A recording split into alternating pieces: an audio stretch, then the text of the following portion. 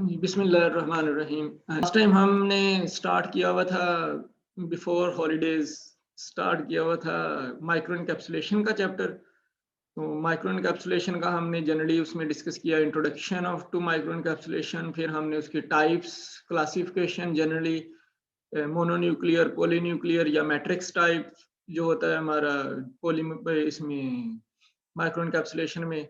फिर हमने सिंपली माइक्रोस्फियर्स और माइक्रो कैप्सूल्स, इनमें क्या डिफरेंस होता है, नॉर्मली ये क्या है प्रॉपरली, वो हमने डिस्कस किए थे। और उसके बाद फिर हमने इसकी टेक्निक्स, डिफरेंट टेक्निक्स जिससे हम प्रिपेयर कर सकते हैं माइक्रो पार्टिकल्स को, उसमें से फिर हमने जो सिलेक्ट की थी कि बहुत सारी टेक्निक्स हैं एक्चुअली माइक्रो इनकैप्सुलेशन की, हमने वो सिलेक्ट की जो कि हमारी फार्मास्यूटिकल टेक्नोलॉजी में या फार्मास्यूट जो हमारी कंपनीज हैं वो अडॉप्ट करती हैं, या हमने जिसमें ड्रग्स की माइक्रो इनकैप्सुलेशन करनी है। अदरवाइज बहुत सी टेक्निक्स हैं जो कि फ्रूट्स की, बहुत से फ्लेवर्स की, बहुत से विटामिन की और न्यूट्रिएंट्स की, उनकी भी की जाती है माइक्रो इनकैप्सुलेशन, या प्रोटीन्स की जाती है। तो उनमें से हमने वो ज़्यादातर टेक्निक्स जो कि फार्मास्यूटिकल एप्लीकेशंस हैं उनको सेलेक्ट किया। उनमें से हमने पहली टेक्निक जो डिस्कस की वो टेक्निक थी एयर सस्पेंशन या वर्स्टर एयर सस्पेंशन टेक्निक, जिसमें हमने कहा कि ये एक इक्विपमेंट है एयर सस्पेंशन का जो कि वर्स्टर, डेल ई वर्स्टर एक साइंटिस्ट था, उसने डिस्कवर किया था based on actually fluidized bed granulator.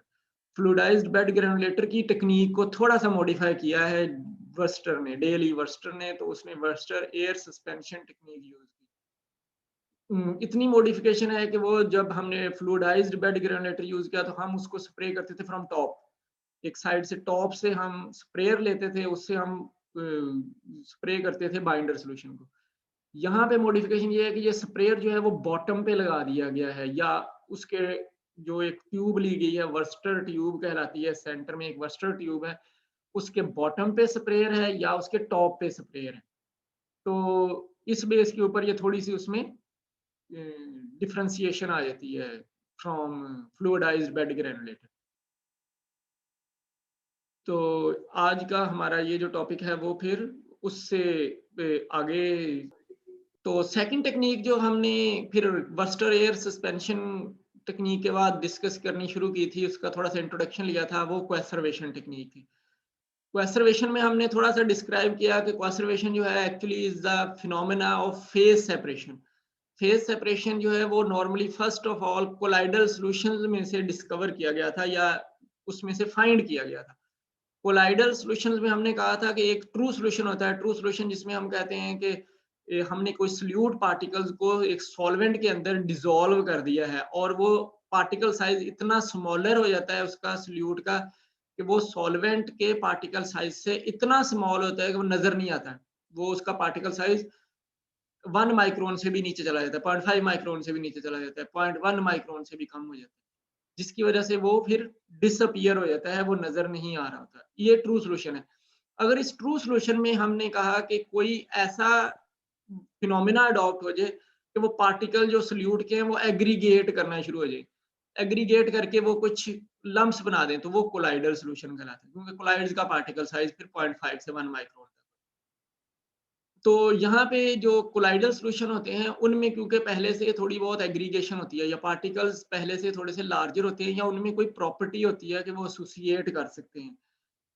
जब एसोसिएट कर सकते हैं तो उनमें अगर थोड़े से इंड्यूस कर दिया जाए उन एसोसिएशन की प्रॉपर्टीज को कोलाइडल सिस्टम के अंदर, तो वो जो स्मॉल सीएमसी के ऊपर जो हम कहते हैं क्रिटिकल माइसलर कंसंट्रेशन होती है, उसके ऊपर वो आपस में मिलके एक एग्रीगेट बनाते हैं, माइसेल्स बनाते हैं।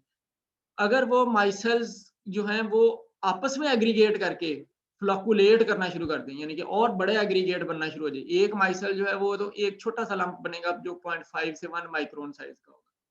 लेकिन अगर वो 3 या 4 या 5 या 10 इस तरह से मिलना शुरू हो जाएंगे तो वो 1 माइक्रोन से बियॉन्ड जाना शुरू हो जाएंगे, जो कि विजिबल होना शुरू हो जाएगा पार्टिकल साइज।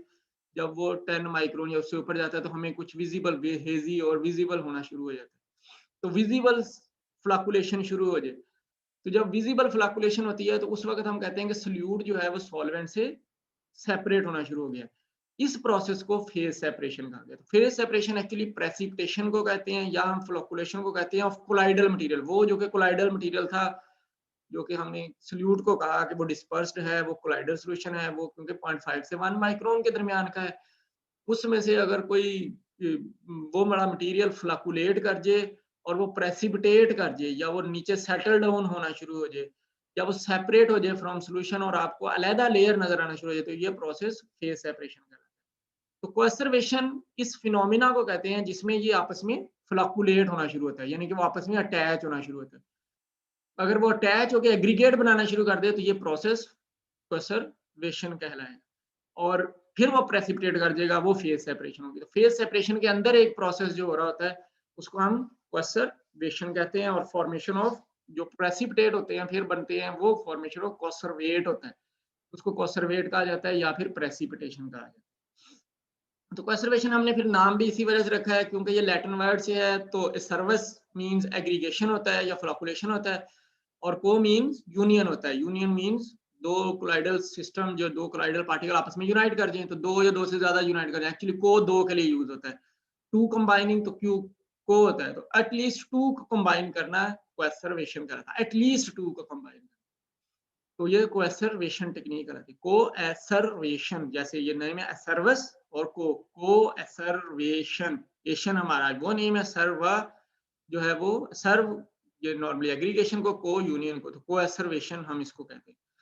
तो अगर फिर ये हमारी टेक्निक जो है कोएसर्वेशन जो हमने डेवलप की है फॉर माइक्रो इनकैप्सुलेशन, क्योंकि कोएसर्वेशन तो उनका यूनाइट होना था, तो coacervation technique as a micro encapsulation जो है वो रिलेट करती है कि अगर ये जो colloidal system, colloidal solution solute के पार्टिकल जो आपस में अटैच कर गए हैं कोलाइड्स, वो जब नीचे डिपॉजिट हो रहे हैं, वो नीचे प्रेसिपिटेट कर रहे हैं टू फॉर्म अ कोसर्वेट, तो वो कोसर्वेट जो है वो नीचे बैठने के बजाय जो उसके अंदर पार्टिकल डिस्पर्स्ड हैं सॉल्यूशन के अंदर, जो कि कोलाइड का पार्ट नहीं थे, वो ड्रग थी, यानी कि ये कोलाइडल सिस्टम पॉलीमर नहीं था, ये एक ड्रग थी, ड्रग जो कि सॉल्युबल नहीं थी उसके अंदर, तो वो उसके अंदर डिस्पर्स्ड है, तो वो उनके ऊपर आके सेडिमेंट करना शुरू हो जाए, उनके ऊपर सेटल डाउन होना शुरू हो जाए, तो सेटल डाउन होके वो उसके ऊपर एक लेयर बना दे, तो वो उसको इनकैप्सुलेट कर लेंगे या वो उसके ऊपर एक पॉलीमेरिक मेम्ब्रेन डेवलप कर देंगे। इस प्रोसेस को फिर हम कोएसर्वेशन कहते हैं हमारे अपनी लैंग्वेज में।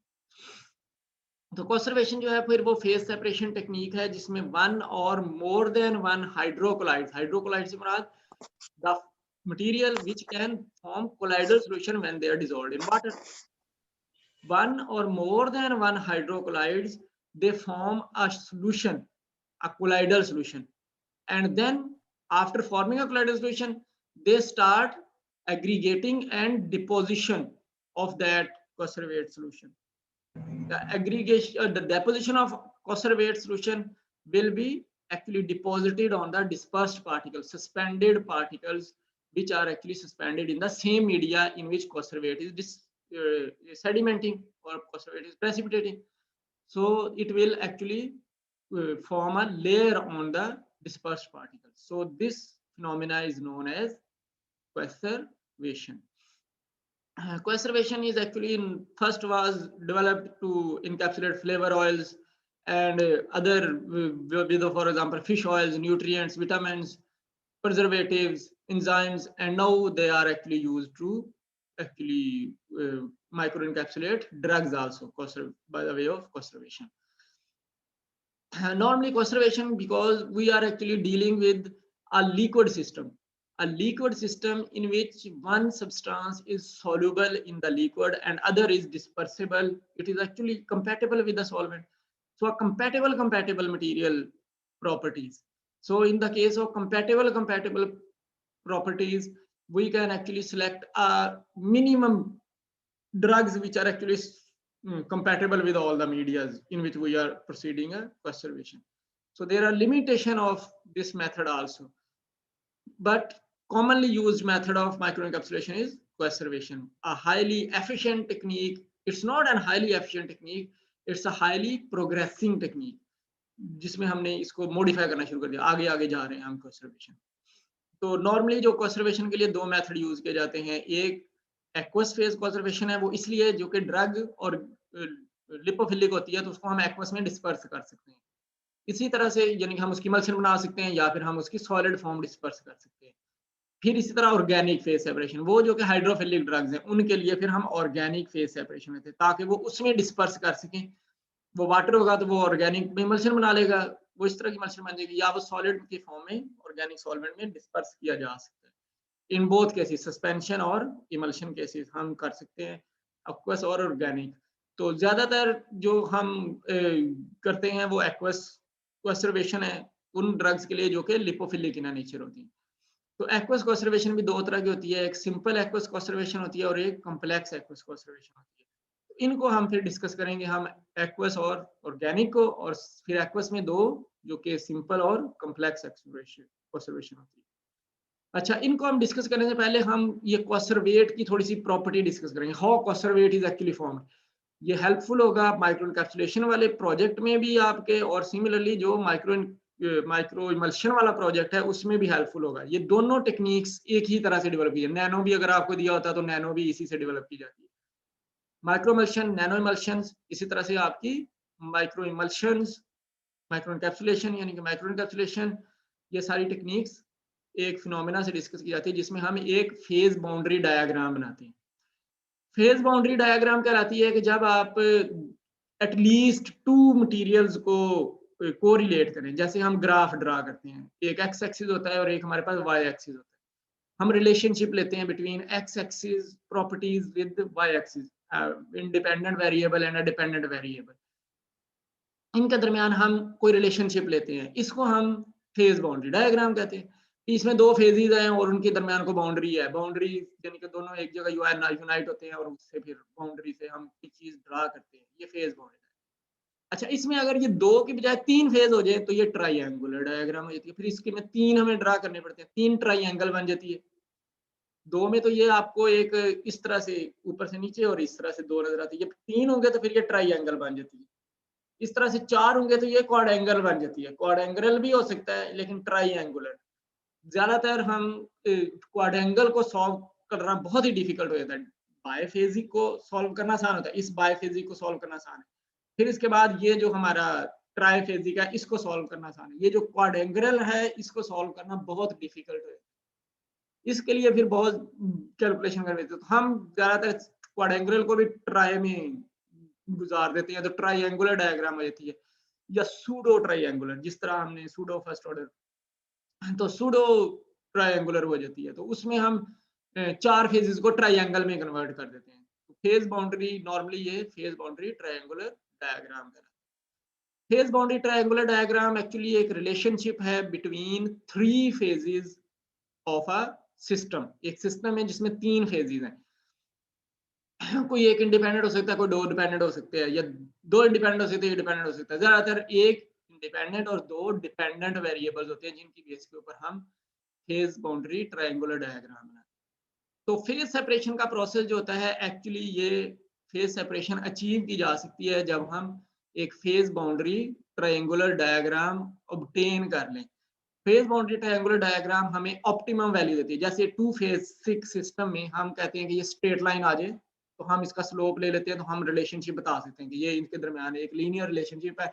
हम कोई भी और चीज प्रॉपर्टी इनसे फाइंड कर सकते हैं। तो इस तरह से ये ट्राइएंगुलर भी अगर होगी, इस तरह से ट्राइएंगुलर डायग्राम होगी, तो ट्राइएंगुलर डायग्राम में भी कोई एक एरिया बनेगा। जैसे वो स्ट्रेट लाइन बनती है इस तरह इसमें भी कोई एरिया बनेगा। हमने एरिया अंडर द कर्व भी किया, वो डाई इस तरह से जो दो फेजेस का फेज था उसमें एरिया अंडर द कर्व लिया, उसमें भी कोई एरिया बनता था। जब एक कर्व उसके अंदर डिफाइन होती थी, स्ट्रेट लाइन होती है, तो उसमें भी कोई एरिया बनता है। वो आर स्क्वायर से रिग्रेशन से लेते हैं हम। इस तरह ये फेज ट्रायंगुलर डायग्राम में भी कोई एक स्पेसिफाइड एरिया बनेगा विद इन द ट्रायंगल। ये जो एरिया बनेगा जब हम डिफरेंट कंसंट्रेशंस को एक दूसरे के साथ प्लॉट करेंगे तो उसको हम ऑप्टिमम कंपोजिशन या ऑप्टिमम कंसंट्रेशन कहते हैं। ये ऑप्टिमम कंसंट्रेशन से मुराद है कि अब हम तीनों को अगर इतनी क्वांटिटी में लेंगे जितनी ये बता रही है ऑप्टिमम, एक दरमियान में फेज बन गया है, उतनी अगर क्वांटिटी में लेंगे तो कॉसरवेट बनेगा। इन तीनों में से कॉसरवेट बनेगा, इन तीनों में से फेज सेपरेशन हो जाएगी, इस तीनों प्रॉपर्टीज में से फेज सेपरेशन। तो इसलिए ये फेज बाउंड्री डायग्राम का ड्रा करना जरूरी हो जाता है। तो फेज बाउंडेड ट्रायंगुलर डायग्राम को पहले हम थोड़ा सा इस फेज में डिस्कस करेंगे। फेज बाउंडेड ट्रायंगुलर डायग्राम एक रिलेशनशिप है जिसमें हम फेज सेपरेशन की कंसंट्रेशन या कंपोजिशन, जिसमें ऑप्टिमम फेज सेपरेशन हो सकती है, सबसे बेस्ट फेज सेपरेशन होती है, वो रीजन फाइंड करते हैं कि कौन सा रीजन है, कितनी क्वांटिटीज हैं डिफरेंट इंग्रेडिएंट्स इन तीनों की या चारों की जो कि इस फेज बाउंडेड ट्रायंगुलर डायग्राम में एग्जिस्ट करते हैं, जिसके ऊपर ये कॉन्सर्वेट बन सकता है। तो इस रिलेशनशिप को हम फेज बाउंड्री ट्रायंगुलर डायग्राम कहते हैं। अच्छा, कॉन्सर्वेशन जो है वो अचीव की जा सकती है बाय एक्चुअली, अगर हम उसमें टेम्परेचर चेंज करते हैं, हम एक फैक्टर ले लें टेम्परेचर का, यानी कि एक फैक्टर तो हमारा वो पॉलीमर का होगा जो हमने डिसॉल्व किया हुआ है, एक हमारा वो फैक्टर है जो कि सॉल्वेंट का होगा, सॉल्वेंट और पॉलीमर डिसॉल्व है। अब हमने उसमें टेम्परेचर चेंज किया तो टेम्परेचर से उसकी सॉलिबिलिटी कम होगी, तो सॉलिबिलिटी कम होने से ये टेम्परेचर चेंज थर्ड फेज हो जाएगा। ट्रायंगुलर तो ये नहीं बन सकता, ये उसी तरह से बाईफेजी की बनेगा, तो इस तरह से है, तो इसमें हमने एक कर्व बनाया हुआ है जिसकी ये सॉलिबिलिटी है। अब हमने टेम्परेचर जब बढ़ा दिया तो इसकी सॉलिबिलिटी कम हो रही है, तो ये कर्व इस तरह से आना शुरू हो जाएगा, तो एक जगह ये नीचे कंबाइन होना शुरू हो जाएगा, इन दोनों के दरमियान एक फेज ये जो बन रहा है, ये एक फेज बन जाएगा, ये है, और ये फिर ऐसे यानी कि ये यूनाइट कर दिया इसके साथ, तो ये फेज जो बनेगा ये एक ऑप्टिमम कंसंट्रेशन है जहां पे हम ले सकते हैं कि ये इस पे हम कॉन्सर्वेट अचीव कर सकते हैं। ऐसे ये तो एक जनरली टू फेज की एग्जांपल है। ट्रायंगुलर में अगर हम एक तीसरा ऐसा सॉल्वेंट ऐड करते हैं which is non solvent for polymer solution, water was a solvent for polymer solution and we are adding an organic solvent which is non solvent for a polymeric solution, or an organic solvent was the solution for the polymer and we are adding water in it, so water and organic solvent are miscible with each other, so it is actually a non solvent for polymer, not for water, not for the other solvent. So solvent will combine and polymer will leave from the solvent and it will form a conservate. Similarly, a salt can do the same property. A salt is soluble in the solvent and have a greater solubility than the polymer which is dissolved in the solvent. So if we are adding salt, then it will start insufficiency for the polymeric material, यानी कि insufficiency of water for the polymer material, वो water को ज्यादा hold कर लेगा salt, और फिर वो जो पॉलीमर है वो उसमें से सेडिमेंट करना शुरू हो जाएगा। यही काम हम किसी और पॉलीमर से भी ले सकते हैं। पॉलीमर पॉलीमर की इनकम्पैटिबिलिटी हो सकती है कि पॉलीमर पॉलीमर के साथ इनकम्पैटिबल है, यानी कि वो पॉलीमर पॉलीमर के साथ रिएक्ट कर जाता है। इनकम्पैटिबल तो इसको क्यों कहते हैं ना, हम वो रिएक्ट कर जाता है, यानी कि हमने एक पॉलीमर डाला हुआ था जो कि एक्रिलिक एसिड था और एक हमने डाल दिया उसमें ग्लाइकोलिक एसिड, तो ये इसमें हमने इनिशिएटर डाला, ये आपस में इंटरेक्ट कर गए, इन्होंने आपस में इनकम्पैटिबिलिटी होगी। इंटरेक्शन तो एक छोटा लेवल होता है, वो तो ज्वाइनिंग होता है, ये जो इनकम्पैटिबिलिटी होती है प्रॉपर एक्शन, वो रिएक्ट करके उन्होंने पीएलजीए बना दिया, पॉलीलैक्टिक एसिड ग्लाइकोलिक एसिड बना, तो ये एक नया रिएक्शन इनकम्पैटिबिलिटी इसको कहते हैं। तो वो अब उस सॉल्वेंट में सॉल्युबल ना हो, नया बन जाए, पहले सॉल्युबल था वो सॉल्वेंट सॉल्युबल ना हो तो वो नीचे सेडिमेंट करना शुरू हो जाए, ये इनकम्पैटिबिलिटी। फिर पॉलीमर पॉलीमर इंटरेक्शन, तो हम इंटरेक्शन भी करवा सकते हैं, यानी कि हम एक छोटा सी इंटरेक्शन करा सकते हैं जिसको बाद में हम जब वो इंटरेक्ट कर जाए और वो सॉल्युबल ना रहे इंटरेक्शन और फिर वो नीचे सेडिमेंट करे, तो हम उसको दोबारा से फिर कर सकते हैं हार्डन, या उसको हम दोबारा से उनके दरमियान कोई प्रॉपर इनकम्पैटिबिलिटी जनरेट कर सकते हैं। तो ये कुछ फेज बाउंड्री के एग्जांपल हैं, तो हम एक एक करके थोड़ा सा डिस्कस करते हैं। First for example temperature change, जैसे मैंने आपको थोड़ा सा बताया कि फेज सेपरेशन जो है उसमें डिसॉल्व्ड पॉलीमर जो है वो इन द फॉर्म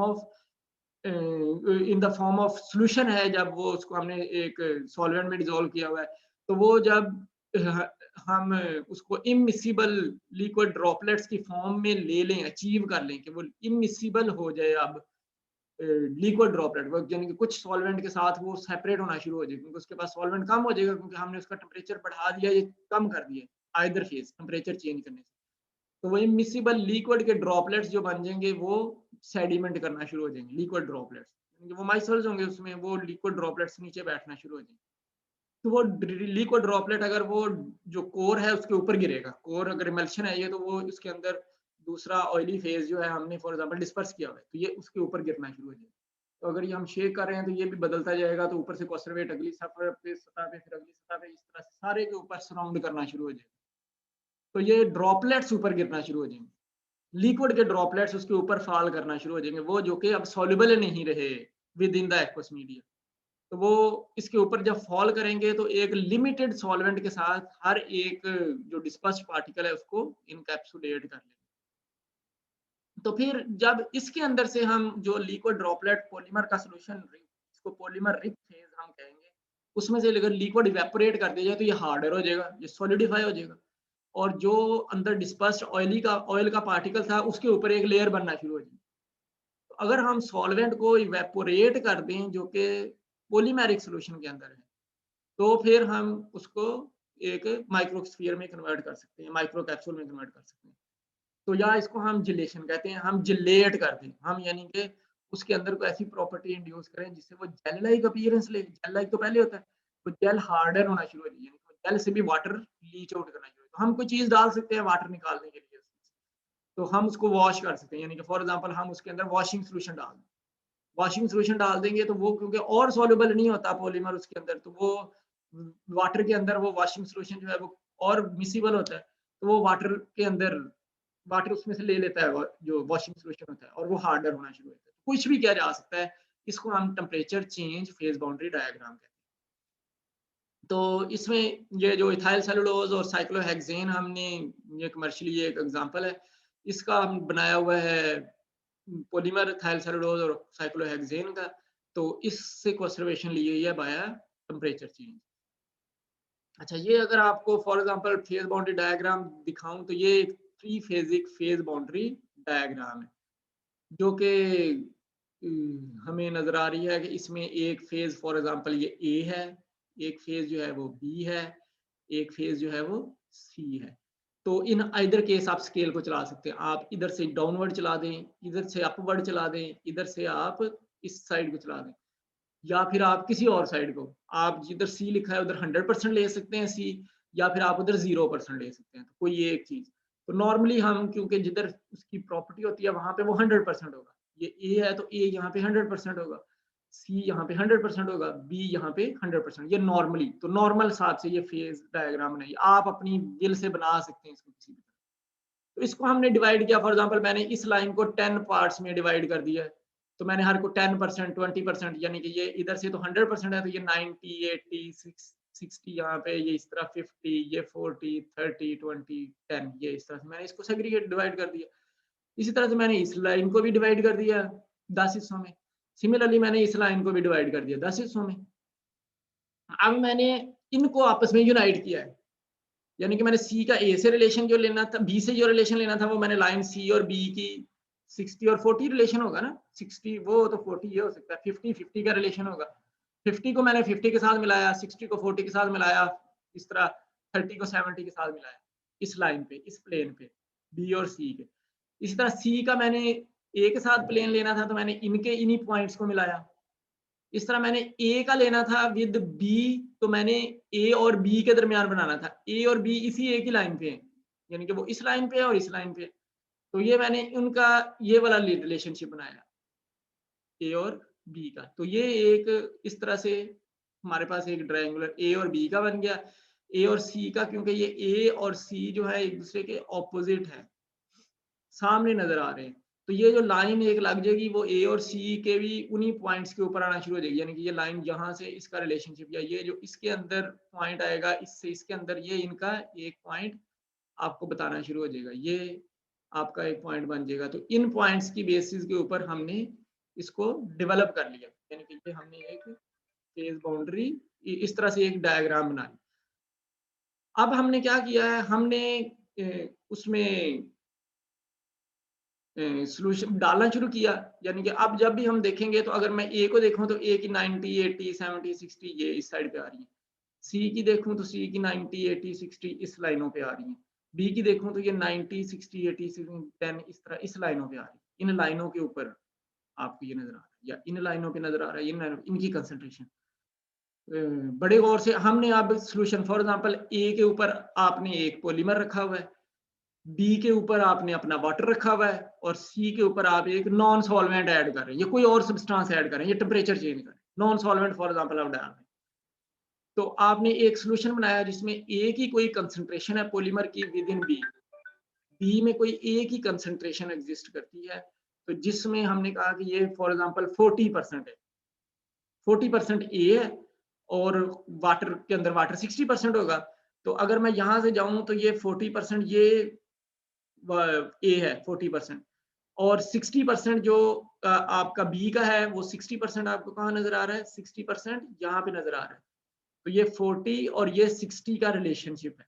एक लाइन मैं यहाँ से यहाँ तक कनेक्ट करती हूँ। ये मैंने 40 से 60 के दरमियान एक लाइन लगा दी, यानी कि मैंने ये सॉल्यूशन लिया हुआ है। अब मैंने इधर से तीसरा सब्सटेंस ऐड करना शुरू किया। कोई कंसर्वेट नहीं बन रहा, यानी कि मैंने 10% ऐड किया नहीं बना, 20% ऐड किया नहीं बना, 30% किया नहीं बना, 40% किया। जैसे ही मैंने 40% ऐड किया तो उस वक्त इसमें एग्रीगेशन शुरू हो गई। तो ये 40 की लाइन है, तो मैंने 60 और इस 40 को इन तीनों को मैंने मिला दिया। तो ये जो इनके दरमियान अब जो रीजन होगा, यानी कि इनमें और भी कंसंट्रेशन आ रही हैं जिनमें ए, बी और सी का है, ये सारी उस कंसर्वेट को बना सकती है। ऐसे ही मैंने जब 20% सोल्यूशन लिया हुआ था इसका, तो उसमें 60% सोल्यूशन था, फॉर एग्जाम्पल वाटर था, तो ये एक लाइन लगती थी। फिर मैंने सी डाला तो वो सी जो है वो 60% डाला, तो ये 60, 20, 80 ये इतने पे एक फेज बने। इसके अंदर कंसर्वेट बन सकता है, आप इसके अंदर जितनी मर्जी मैच करके देख लें वो कंसर्वेट बन जाएगा। तो इस तरह से हम एक लाइन लगा लेते हैं। फिर फॉर एग्जाम्पल मैंने ये जो एक आपको सामने डायग्राम बना के दिया, इसमें ये x1 है, x2 है और x3 है। यहाँ पे ये मैक्सिमम मैक्सिमम 1 है, बाकी पॉइंट्स में उनकी वैल्यू ये 1 है तो ये इधर को कम हो रहा है, ये 1 है तो ये इधर को कम हो रहा है, ये 1 है तो ये इधर को कम हो रहा है। तो हमने इसी तरह से लिया कि हमने कहा जब हमने 0.44x1 लिया हुआ था, जो कि एक मैंने कहा सल्यूट है, 4 इधर कहीं जाके यहाँ पे कोई पॉइंट लगा 0.44 का x1 का, और हमने उसमें जब x2 जो है वो जो यूज हुआ था वो भी 0.44 था, यानी कि ये दोनों x1 और x2 एक यूनिफॉर्म कंसंट्रेशन में हमने यूज किया, 0.44 वो और 0.44 दूसरा। तो वो 0.44 उसका यहाँ पे बन रहा है, अंडरस्टैंडेबल है। फॉर एग्जांपल ये पॉइंट x2 का है और ये पॉइंट हमारा x1 का है। तो हमने x2 लिया है 0.44, ये साइड पे x2 ये लाइन है, तो ये इसका ये इधर तो 100 है, तो ये हम ऊपर चलते जाए तो ये यहाँ पे जाके कहीं 0.44 आता है। और ये x1 है, इसका इधर तो 100 है, तो ये यहाँ पे जाके कहीं ये यहाँ पे जाके कहीं 0.44 आता है। तो ये इसकी लाइन पे और इसकी लाइन को हमने आपस में मिलाया, ये लाइन और ये लाइन इधर से मिला दी गई। फिर हमने x3 डाला इसके अंदर। जब हमने x3 डाला तो वो जब हम पॉइंट डालते गए कोई कंसर्वेट नहीं बन रहा, हम पॉइंट 1, 2 x3 पे पहुंचे, जो कि पॉइंट 1, 2 यहाँ पे इसकी पॉइंट पोजीशन बनती है। यहाँ इतना हमने डाला तो प्रेसिपिटेशन स्टार्ट हो। तो अब हमने इसको इसके साथ और इसके साथ मिला दिया, ऐसे हमने मिला दिया। अब हमने ये पॉइंट ये हमने सेंटर में मिलाए हैं, तो हमने ये फाइंड किए ऑन द एक्सिस कि एक्सिस पे ये कहाँ पे है। तो ये एक्सिस पे यहाँ मिला हमें, ये वाला हमें एक्सिस पे यहाँ पे मिला और ये वाला हमें एक्सिस पे यहाँ पे मिला। हमने इनको आपस में कंबाइन कर दिया, तो ये सेंटर जहाँ पे आके कंबाइन हो रहा है ये आपका ऑप्टिमम कॉन्सर्वेट रीजन कहलाएगा। इस जगह पे प्रॉपर कॉन्सर्वेशन डेवलप हुई है। ये हमारी फेज बाउंड्री डायग्राम है।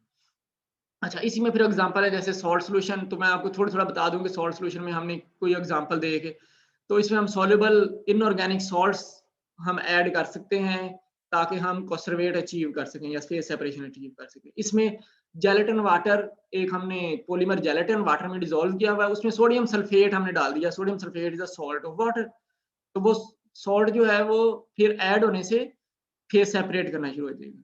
इसमें हमने कहा फेज सेपरेशन इंड्यूस हो सकती है जब हम 20% solution of sodium sulphate drop wise 20% solution add करते हैं।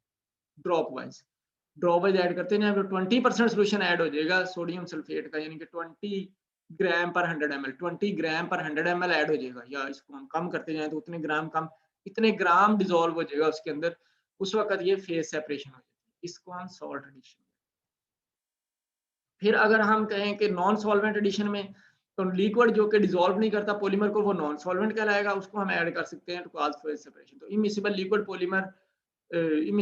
पॉलीमर को जो हम इनकैप्सुलेट करने के लिए कोई इमिसिबल कोर ले सकते हैं। तो ये बहुत सी एग्जांपल है, मैंने इससे छोड़ दी। पॉलीमर इंटरेक्शन में हम कोई एक पॉलीमर डाल सकते हैं जो कि ऑपोजिटली चार्ज इलेक्ट्रोलाइट है।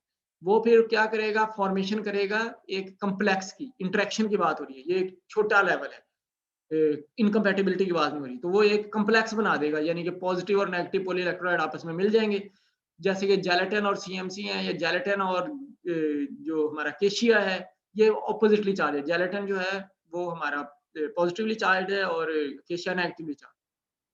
तो ये जब आपस में आके gelatin positive charge, acacia negative charge है, तो ये जब एक सॉल्यूशन में होते हैं तो ये आपस में अट्रैक्ट करते हैं और एक दूसरे से मिल जाते हैं, मिलके केशिया जेलेटिन बन जाते हैं। जेलेटिन केशिया कह लें, ये बन जाता है।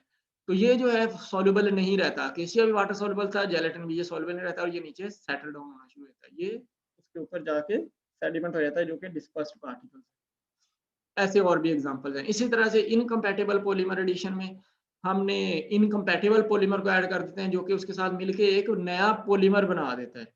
तो जैसे methylene blue ethyl cellulose liquid polybutadiene, ये एक नया पॉलीमर बन गया, यानी कि इसमें हमने मिथाइलिन ब्लू ऐड की, जिसने फिर इथाइल सेलुलोज के साथ रिएक्शन कर दिया in the presence of polybutadiene, कोई एक पॉलीमराइजेशन का इंग्रेडिएंट था, इंग्रेडिएंट की बेस के ऊपर उसने इनिशिएटर की बेस के ऊपर ये रिएक्शन कर दिया, तो ये इनकम्पैटिबल पॉलीमर एडिशन का।